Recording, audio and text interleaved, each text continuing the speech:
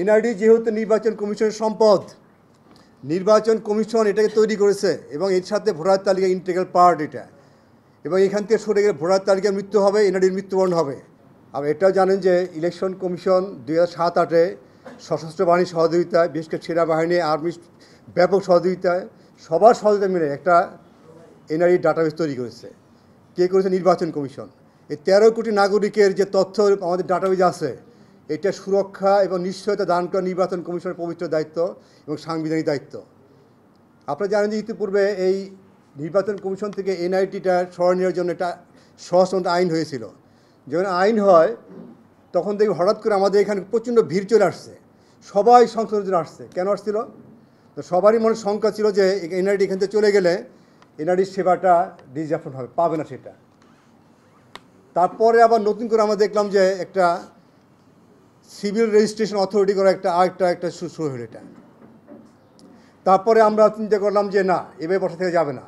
NRD যেহেতু নির্বাচন কমিশনের সম্পদ, নির্বাচন কমিশন এটাকে তৈরি করেছে এবং এর সাথে ভোটার তালিকা ইন্টিগ্রাল পার্ট এটা, এবং এখান থেকে সরে গেলে ভোটার তালিকার মৃত্যু হবে, এনআরডির মৃত্যুবরণ হবে। যে কোনো আমরা আন্দোলনে নেমেছিলাম। আপনারা জানেন, আপনার বিশাল মানববন্ধন করেছে।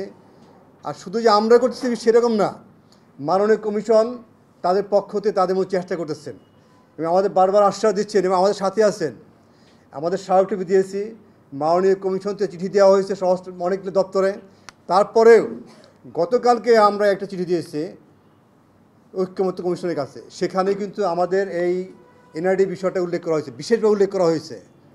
এবং এছাড়াও আমাদের ঊর্ধ্বতন কর্তৃপক্ষ, মাননীয় কমিশন হোক, সচিব মহোদয় হোক, তাদের সাথে কন্টিনিউয়াস যোগাযোগ আছে। এবং এরপরেও আমরা একটা পেয়েছি আপাতত নির্বাচন কমিশন তো এনআরডি যাচ্ছে না। এই আপাতত শব্দটা নিয়ে আমাদের খুবই আপত্তিকর বিষয় এটা। আপাতত যাতে নির্বাচন কমিশন, জিনিসই নির্বাচন কমিশনের আছে এখানে, এটা আপাতত সম্পর্ক না এটা। অর্থাৎ এটা কমিশনে আছে, কমিশনে থাকবে। এই বিষয়ে আমাদের কমিশনের সাথে কথা হয়েছেন, মাননীয় কমিশন আমাদের আশ্বস্ত করেছেন, সচিব মহোদয় কন্টিনিউয়াস এই বিষয়ে কাজ করতেছেন। সার্বিক বিষয় মিলিয়ে আমরা যে কর্মসূচি দিয়েছিলাম সেই বিষয়ে আমাদের একটু রিভাইজ হবে। একটা জিনিস মনে রাখবেন, এখন আমরা বিভিন্ন তথ্য থেকে বা মাননীয় প্রধান উপদেষ্টার কথা থেকে বুঝতে পারছি বা জানতে পারছি, বাট বোঝা যাচ্ছে ডিসেম্বর বা তার পরবর্তী খুব অল্প সময়ের নির্বাচন অনুষ্ঠিত হবে। আর আমাদের ভোটার তালিকার কাজটা চলমান, যেটা মিড অফ এপ্রিল ভোটার তালিকার কাজটা শেষ হবে এটা। তারপরে এই তথ্য আপলোড করতে কিছু সময় লাগবে। সব কিছু মিলে মাননীয় কমিশনের আশ্বাস, সচিব মহোদয়ের আশ্বাস, আমাদের পক্ষ থেকে যে চেষ্টা, একটা হলো আমাদের কর্মকর্তারা প্লাস আপনারা যারা আছেন সবার প্রচেষ্টা, প্লাস কমিশন থেকে যে প্রচেষ্টা নিচ্ছেন, সার্বক্ষণিক যোগাযোগ করতেছেন, আমাদের আশ্বাস দিচ্ছেন। এবং গভর্নমেন্টের পক্ষ থেকেও যে একটা বলছে, আপাতত যদিও বলছে বাট থিং ইজ ডাউন, এটা এখন কাজটা হচ্ছে না।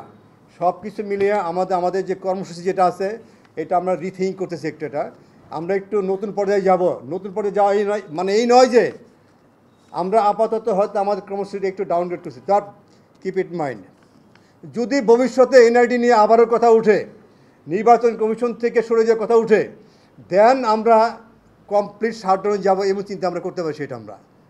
কারণ এই পর্যায়ে যেহেতু মাননীয় কমিশন, মাননীয় সম্মানিত সচিব মহোদয় থেকে শুরু করে সবাই যোগাযোগ করতেছে, আমরা চিঠিপত্র লিখতেছি এবং সব জায়গাতে আমাদের পজিটিভ রেসপন্স আসতেছে। তারই প্রেক্ষিতে আমাদের যে আন্দোলনের যে কর্মসূচি সেটাকে আমরা একটু ডাউনসাইজ করবো বা একটু আমরা রিথিঙ্ক করবো, একটু মানে একটা মডারেশনে চলতে যাচ্ছি।